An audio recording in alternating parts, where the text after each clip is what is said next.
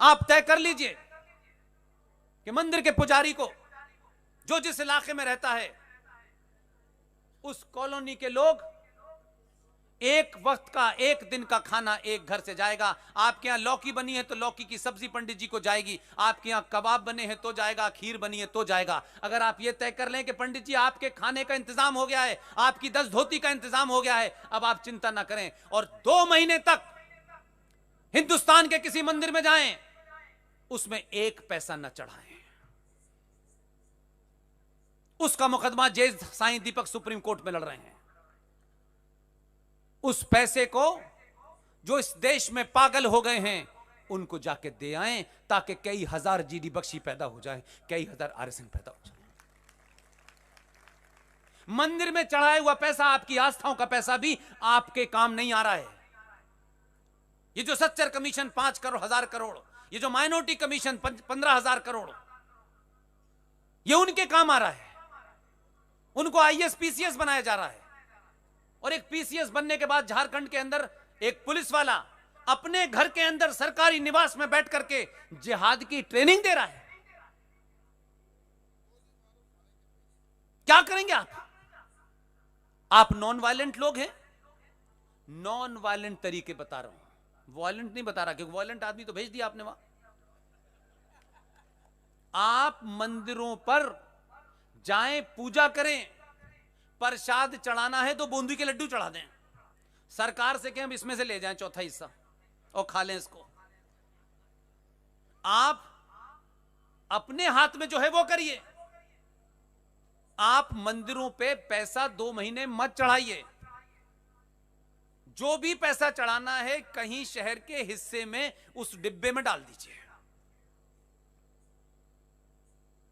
और 2 महीने बाद वो करोड़ों रुपए इकट्ठा हो जाए, फिर शहर में देखिए कौन कौन पागल है जो घर छोड़ के घूम रहा है, बिना कुछ बताए पूछ करके कि तुम्हारे मकान का किराया कैसे जाता है, उसको बताइए मत।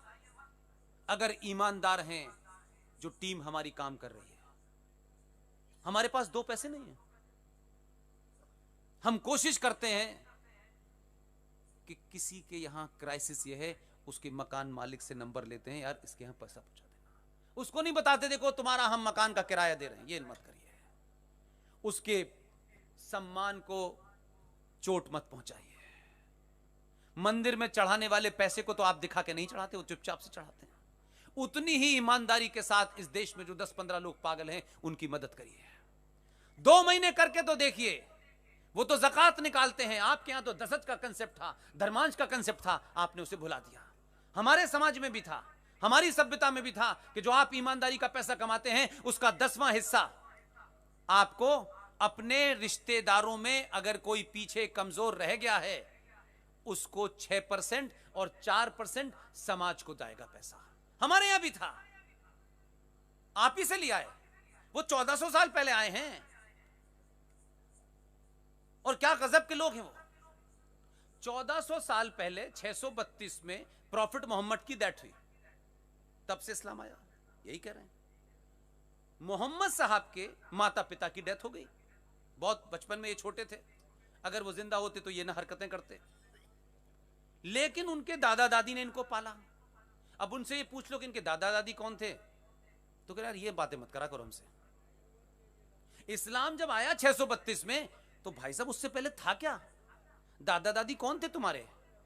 वहीं से गड़बड़ चल रहा है तुम्हारा तो मामला। तो ये सवाल नहीं पूछते आप। इसलिए उनके यहां फंडामेंटल जो बनाए गए, इसलिए मेरी निगाह में Islam is not a religion, Islam is a political ideology to capture power, nothing more than that. इसलिए क्या है, रोजा रखिए, युद्ध में अगर खाना ना मिले तो उसकी प्रैक्टिस होनी चाहिए। ज़कात दीजिए कि अपनी कमाई का 5% हम मजहब के लिए देंगे। हथियार, गोला बारूद, सामान, नमाज 5 वक्त असेंबल हुई है, एक साथ बैठिए। मोहल्ले के क्राइसिस क्या हैं ये समझिए। जब जुमे की नमाज हो तो तो मोहल्ले के बाहर के 15 मोहल्लों के लोग एक साथ पढ़िए, तो उस मोहल्ले में क्या हुआ, इस मोहल्ले में क्या होगा, कहां क्या करना है उसको मिलिए। और ईद के मानने से साल में एक बार एक दूसरे के घर सेवइयां खाइए। और ईमान की कमाई से पूरी दुनिया से मिलने के लिए हज करने चाहिए। पूरा पैटर्न यही है, उन्होंने उसे मजहब का नाम दे रखा है, इसी से चल रहे हैं। मक्का जाएंगे, पूरी दुनिया के मुसलमानों से बातचीत तय हो जाएगी। जुमे की नमाज में 4 मोहल्ले इकट्ठे हो जाएंगे, रोजाना नमाज अपने मोहल्ले में पढ़ेंगे। रोजा रखेंगे कि अगर बुरा वक्त आ गया, फाका करना पड़ा, 4 दिन भूखा रहना पड़ा, उसकी प्रैक्टिस करेंगे। और पूरी दुनिया में इस्लाम तलवार से फैला।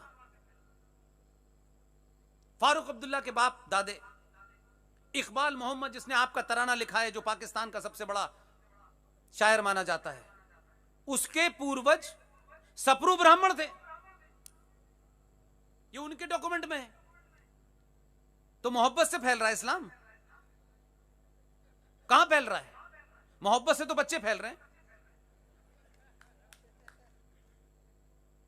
आप दुरुस्त फैक्ट पे बात कीजिए। इसलिए आपने मुझे इतनी देर तक सुना, मैं इसके लिए आपका शुक्रगुजार हूं। आज के प्रोग्राम के आयोजक जनाब जिग्नेश कैला साहब से मेरी दरख्वास्त है कि इस शहर में, इस देश में बहुत सारे दीवाने घूम रहे हैं, मैं ही अकेला नहीं हूं। मुझसे बेहतर बोलने वाले, मुझसे अच्छे बोलने वाले, मुझसे अच्छी तरह दूसरी बात रखने वाले, अपने सब्जेक्ट के माहिर लोग हैं। ये सिलसिला टूटने न पाए, इसको जारी रखिए और जब तक चलाइए जब तक इस सभा में बैठने वाला एक भी आदमी जो उठ के यहां से जाए और ये कहता हुआ जाए यार टाइम मेरा बर्बाद हो गया, जब तक उसको नहीं समझ में आ जाता तब तक इस तरीके की सभाओं को करते रहिए।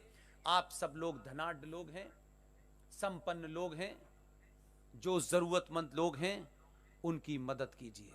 मदद करते वक्त बताइए मत कि हम मदद करने आए हैं।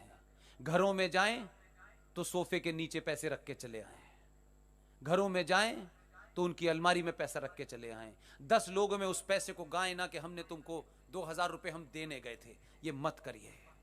जो लोग अपना घर बार छोड़ के आए हैं उनके अंदर इस ईगो की वजह से वो जिंदा हैं। इसी ईगो ने उनको यहां तक लेके आए हैं। उनकी ईगो को हर्ट मत करिए मदद के नाम पे। इसलिए अपने सफ़ें सीधी कर लीजिए। इस्लाम में नमाज पढ़ते वक्त जो इमाम साहब आगे खड़े होते हैं वो कहते हैं सफ़ें सीधी कर लीजिए। कभी सुना है आपने? आप मुझसे पूछ लिया कर लिए कुरान के बारे में। सफ़ें सीधी करने का मतलब यह होता है कि जो लाइन लगाते हैं, लाइन लगा लगा खड़े हो जाते हैं, उसमें भी जाहिल बहुत हैं, ऐसी बात नहीं। वो जाहिल ये समझते हैं कि सफ़ें सीधी करने का मतलब है कि लाइन से खड़े हो जाना है, बिल्कुल एक हाथ का फासला लेके, कहीं लाइन नहीं बिगड़नी चाहिए ना। इस्लाम में सफ़ें सीधी करने का मतलब है नाउ यू रेडी, आप पूरी दुनिया से डिसअटैच हो जाइए। सिर्फ इस वक्त आप अल्लाह से बात करनी है। मुसलमान मूर्ख समझता है कि लाइनें सीधी करने के लिए कह रहा है।